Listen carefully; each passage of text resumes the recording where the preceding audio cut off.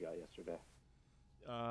It was really a little bit of a shift in some placement of the players, and that's where we included Ryan Neal, and that worked out really well.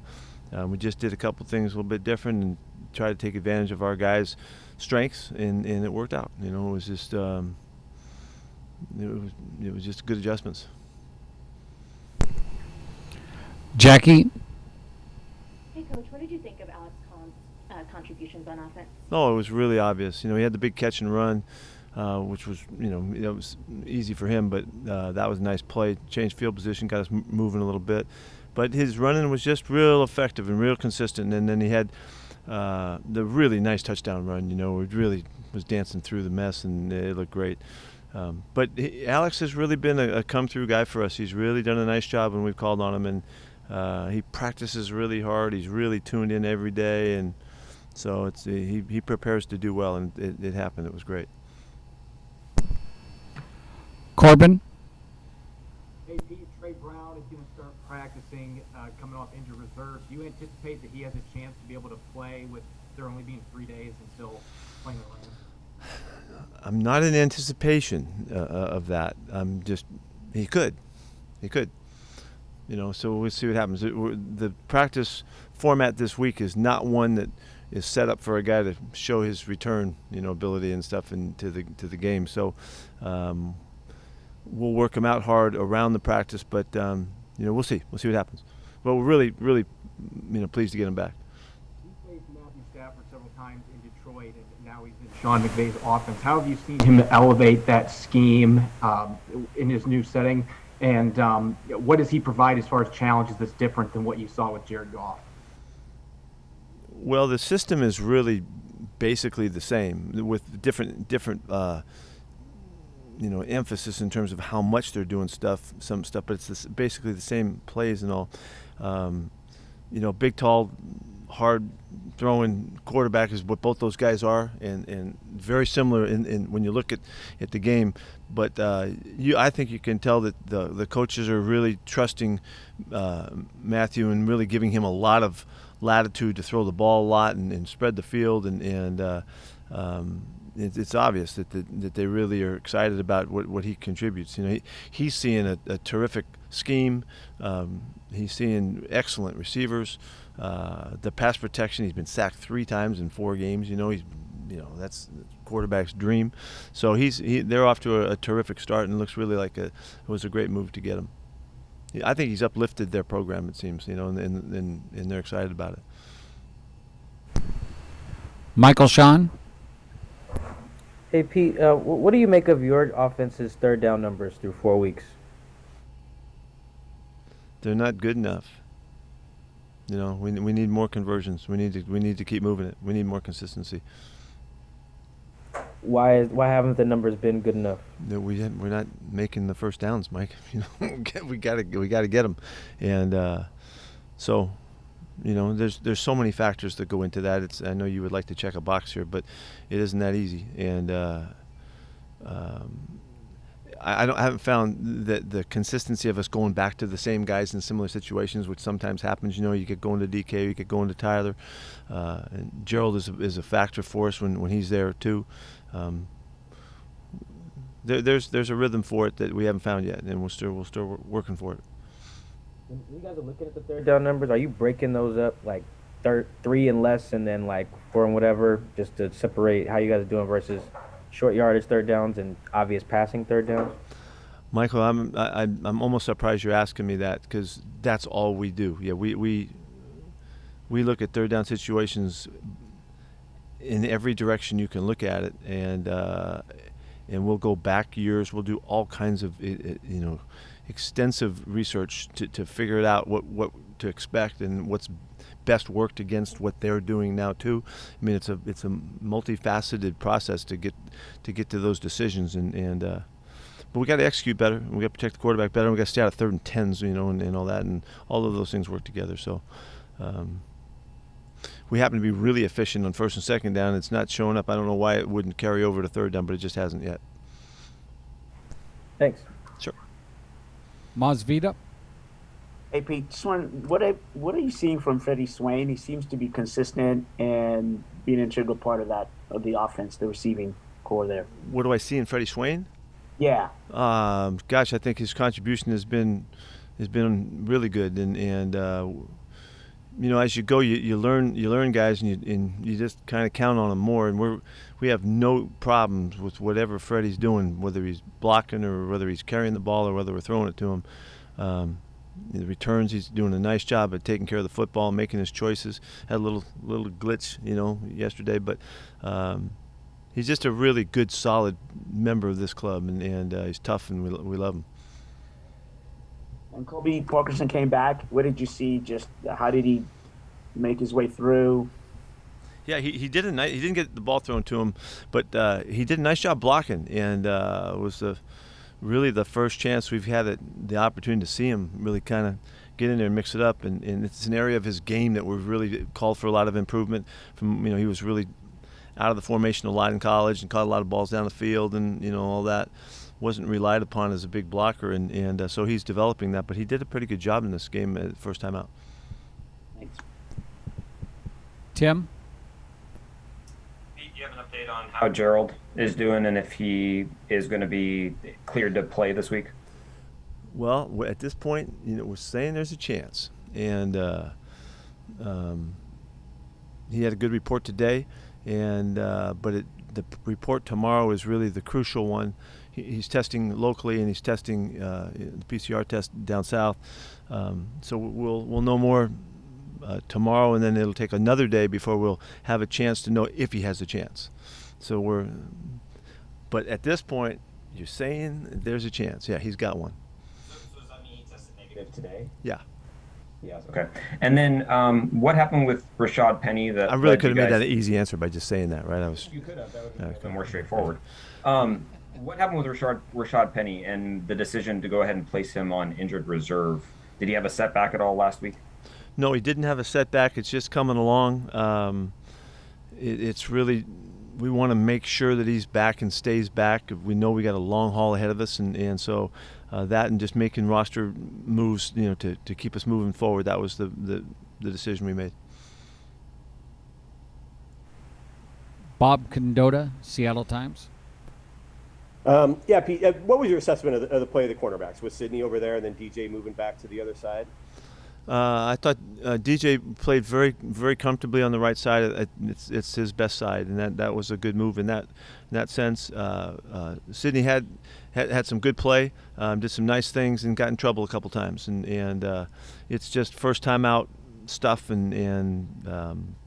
but he was comfortable in the game. He responded well. He adjusted well as we did stuff during the game and in the game, and in that he competed really well. Do you? I guess maybe I know the answer to this, but do you plan to keep going with that for those two for now as the starters, or? It's a really short week, and those are big decisions, and we haven't gotten there yet. But yeah, right now, if we're playing tonight, he'd be playing again.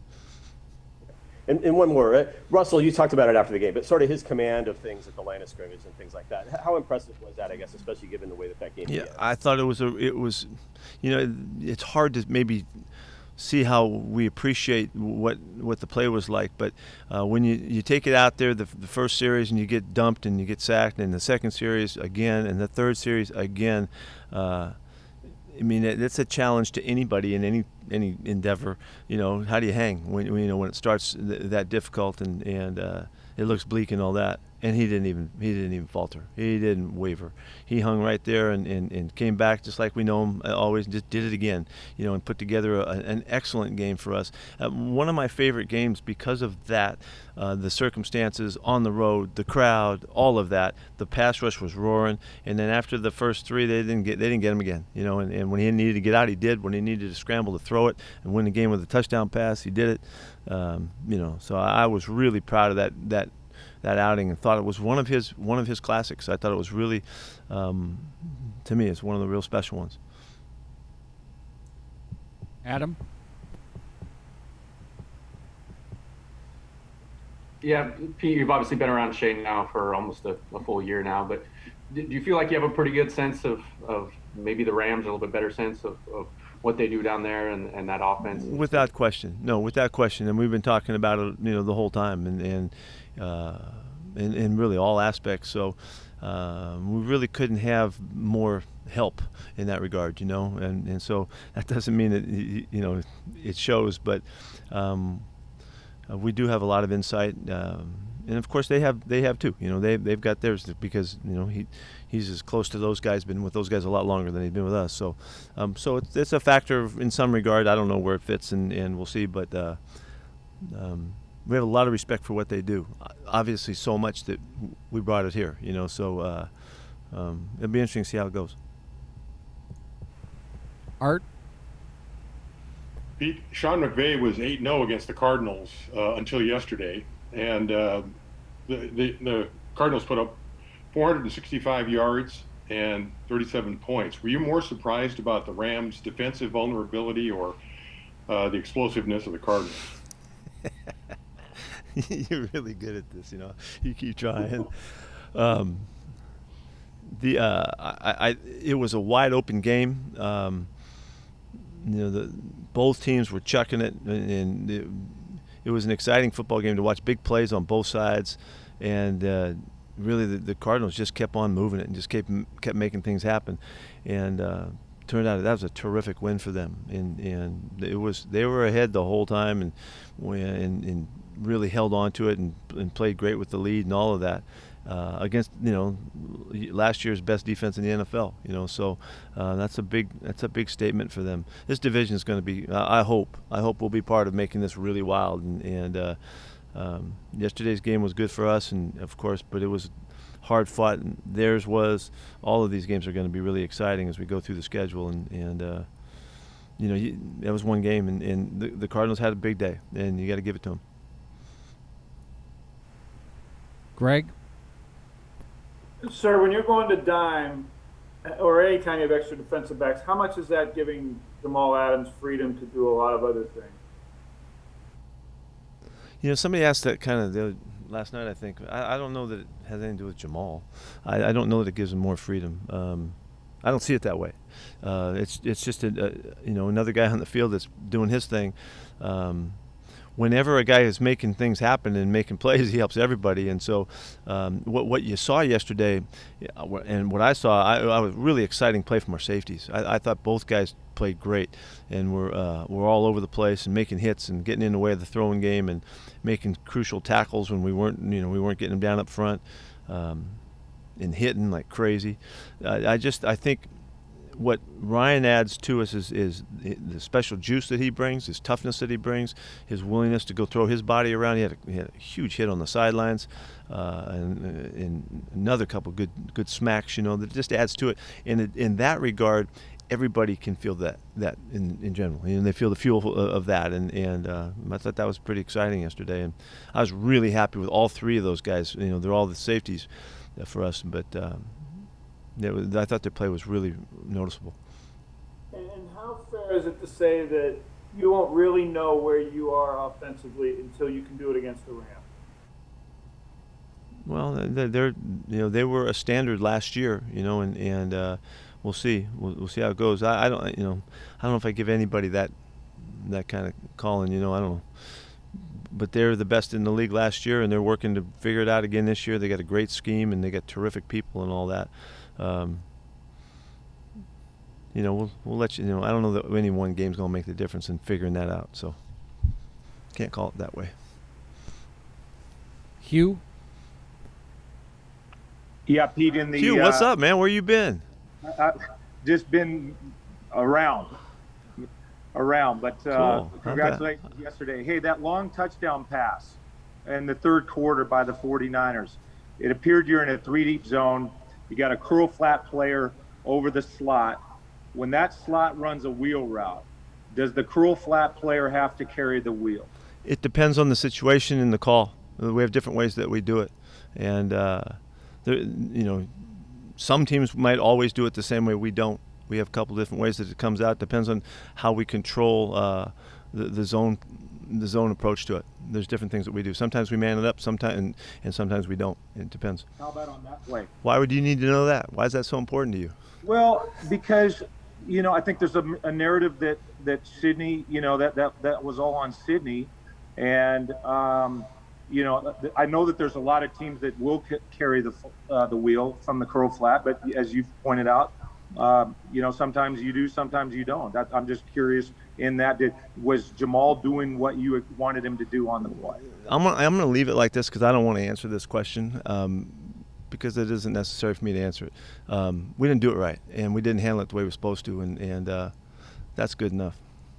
How about, okay, thank you. And how about on the first touchdown, was Sidney expecting any safety help on that side of the field? He could have had help more so from the safety. He could have got back on that break as well. Sidney really played that play really well. Sunk all the way back. I think you're seeing his cover too, and he sunk all the way back in beautiful fashion. Just couldn't win at the ball. We would have loved to have had help from the safety on that one, because obviously the guy was big and he just kind of out-bodied Sidney on the play. It would have been nice coming from the front side. We might be able to make a hit and knock the ball out like we did on a couple other ones. Yep. Good job doing your homework. Hey Pete, how's Eskridge doing? Does he look like he's got a chance to? Yeah, he's gonna practice today and go with us and work. Like I told you, he practiced really well last week. We're gonna watch and see how he handles the work. And whenever you're coming back from concussion stuff, it's really sensitive and critical that we do it right. And so we're gonna keep protecting him until there's no signs, no nothing. He feels good, is ready to run and all that kind of stuff. We just got to see how he takes to the workload and see what he's like after the practice, and really take it one day at a time. So we're looking after him with very carefully, and want to make sure that we do the right thing. Brady? Hi, Pete. When you were setting out to find your next coordinator, what qualities were you looking for? Well, that's a big question. How can I make it succinct for you? I'm very clear on what I think is important in the game in terms of approach, and having an awareness of how run and pass fits together, and how offense fits together with defense, and also the understanding of how important the ball is to your play and to take care of it for your team. And so I start off with those real big thoughts, of making sure that the bases are touched, and I get those things knocked out. I'm also, I don't know if you guys, I can't remember how much we've talked about this, but if you guys have watched the guys that I've hired over the years and how it's worked, there's always been a connection to Mike Shanahan. I don't know if I've ever said it to these guys, but anyway, Mike Shanahan was one of my favorite coaches back in the day, and his understanding of ball and how he put together the West Coast offense that came out of the Coach Walsh system, and how he evolved. Some guys evolved one way, and other guys evolved another way. Mike Holmgren went from that same system and went a little bit different with how he put together his running game. Mike, I always thought that he had something special there, and so I've been connected to guys from the background of that system for a long time. If you guys can put that lineage together, and I thought Shane was, and a couple other guys from that same background were guys that I was really excited about as well. And Shane was he was the best right guy for our situation, for everything that we were trying to get done. And but I've had a real clear thought for a long time of where the lineage of the thought comes from for how they put together their stuff. And whenever I can stay to that, you go all the way back to USC, you can see the connection. And what do you remember about Russell told us that? So props to Mike Shanahan. We love him. He's awesome. Yeah. Russell told us that when you guys, I think you were on a Zoom call with Shane, and Russell kind of put him on the spot and had him call a drive. What do you remember about that? He killed it. Yeah, he killed it. Yeah, it was perfect. Was there any tempo on that drive? The whole time. Yeah. He knew he was selling. He did a good job, man. We were looking. Yeah. Thank you. John Boyle. Yep. Pete, you guys were 4 for 4 in the red zone yesterday. I think it's like 90% this year, and you guys were good at it last year. What goes into that red zone success? I mean, I'm sure Russ is part of it, but what goes into that? Yeah, well, yeah, a lot of it has to do with the quarterback. If you watch, and you look at the young quarterbacks trying to function down there, the elements that change down there make the game different. And the teams are so good and they move so well. There's so little room for error down there that young quarterbacks can struggle in that situation. That's why you try to run the ball with those guys to keep them out of the throwing situations, and as coverages change and concepts adjust and all of that. So it does take experience, and it also takes playmaking ability, which Russell's uncanny movement skills that give him another chance and another look at stuff is really, really hard to defend. And then just his experience, and the style of throws that he's good at, and us connecting that, knowing his receivers and what they're good at, because mannerisms and characteristics of individual players down there tend to stand out more so. Big receivers, tough runners, guys that can get open, in short areas. I mean, all that. There's a lot of elements down there, and so Russ just happens to be really good at it. He takes great pride in it. He's had great experience. I mean, I'd go all the way back to the first time we were in the red zone to win a game at the Cardinals in that opening game years ago. In his first game, I think we had 3 or 4 shots from the 7-yard line or something like that, and that's. Now I know, when we get down there, there's a really good chance he's going to figure it out and find a way to get in the end zone, whether he's got to run it or throw it, or we got to run it to do it. And he's just the best he's been. So there's a lot that goes into it. Tim? I guess I get to do the injury rundowns today. Daryl Taylor, Benson Mayowa, Carlos Dunlap. How are they injury-wise for this week? Yeah, Daryl, we'll see. He's got a little ankle something. We got to check him out. Benson is going to practice. We got to see if he's safe to go. We'll determine that.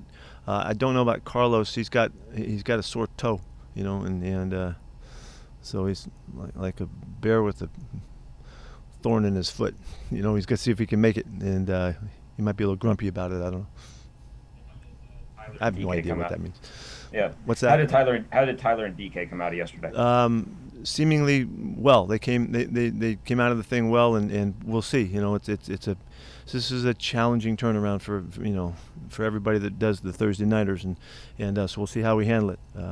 But both guys made it through, and we were very, very fortunate in terms of getting guys nicked in the game. Not to say that some guys didn't, but it's we have a chance to get everybody up.